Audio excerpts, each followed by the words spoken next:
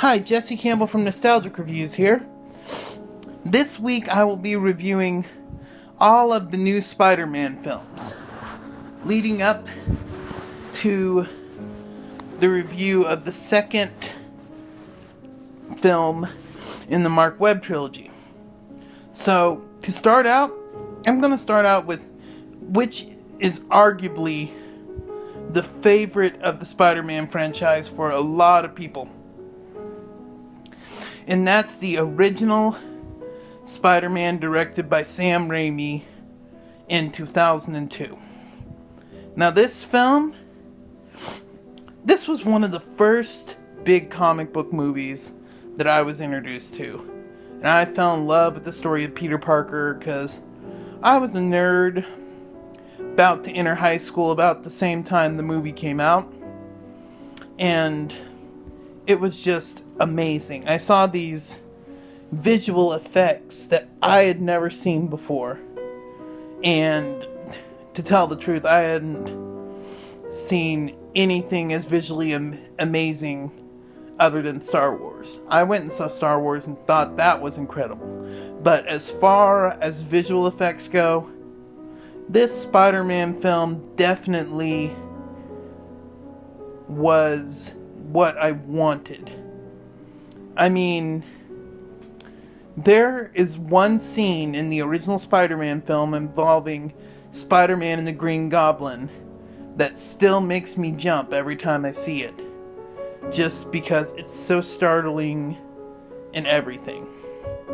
So if a movie can make you laugh and also make you cry and also make you consider thoughts on humanity and religion, well, that's a lot of things. And most movies do not cover all those things, but Spider-Man did. Spider-Man was just a normal teenager named Peter Parker, you know? And I related a lot to that. Now, for a little bit of the story. And there will be spoilers ahead, so I have given you fair warning, okay? Alright. Starts out Peter. He's this lonely teenager living with his Uncle Ben and his Aunt May. He lives a pretty normal life. He's skinny, he's short, and he's picked on by the local bully named Flash Thompson, played by Joe Manganiello. I'm not sure how you pronounce his last name, but he was a Magic Mike. This was one of his very first acting roles. So Peter goes with MJ and his friend Harry to his father's work, which is called Oscorp.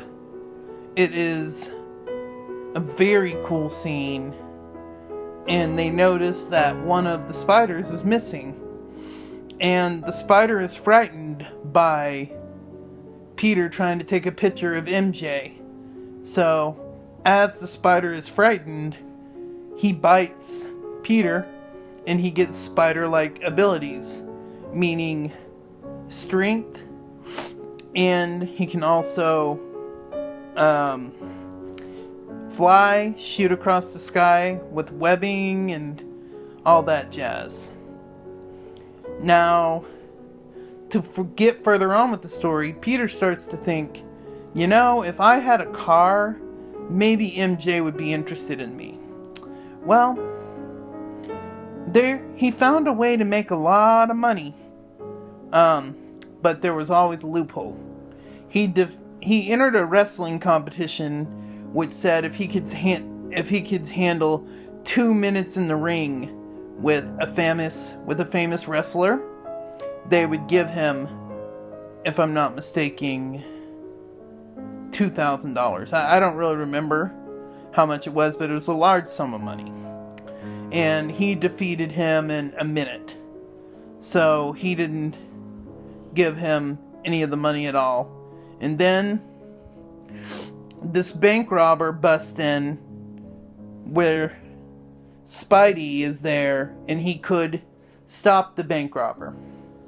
And this is starting where the moral issues start to happen, because little did Peter know, but as Peter is growing up and going through teenage angst and stuff, his Uncle Ben tries to help him.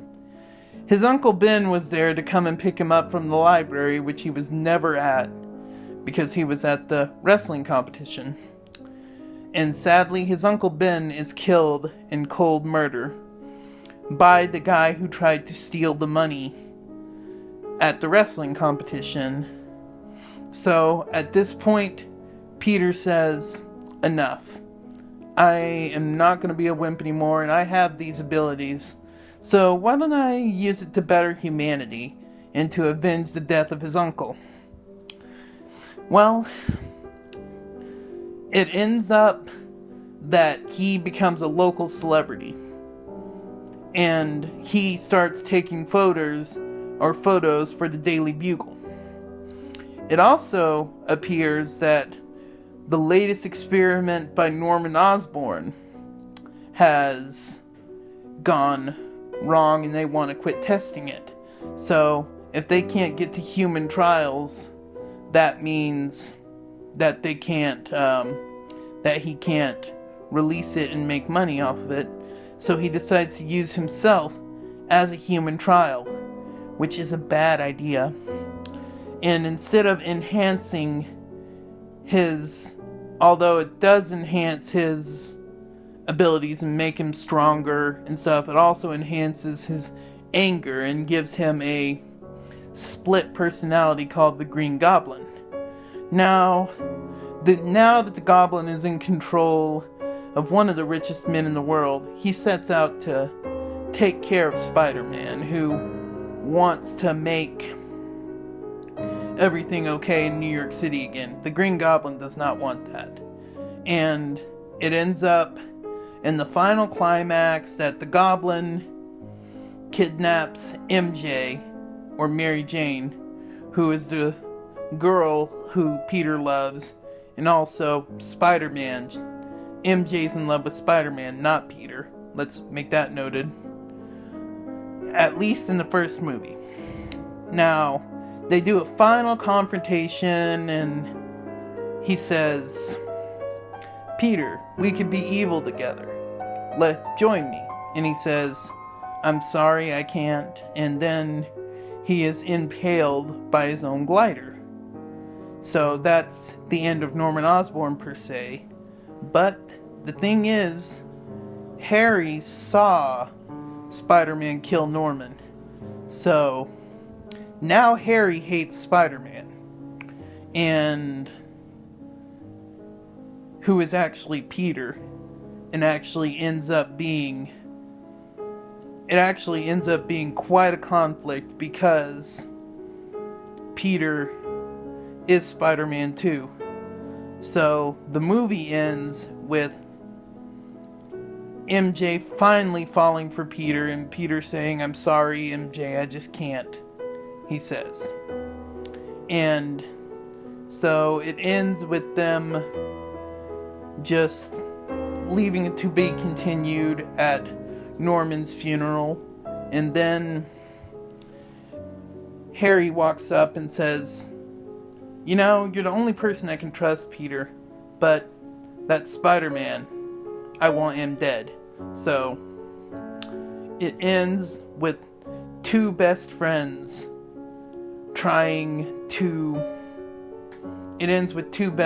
ruining a lifelong friendship, which is very, very sad, but a very good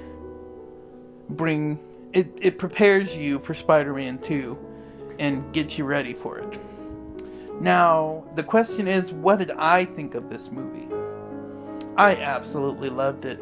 I saw it for the first time when I was around 12, and it was, again, other than Star Wars, the most amazing cinematic movie I had ever seen in my life. And I related so much to it, and that is my review of the first Spider-Man film. I will be uploading a review of Spider-Man 2 either tomorrow or late night tonight. If there are other things you want me to discuss, make sure to comment. I'll also be talking about Spider-Man and other media in one of my other videos too. So, ta for now.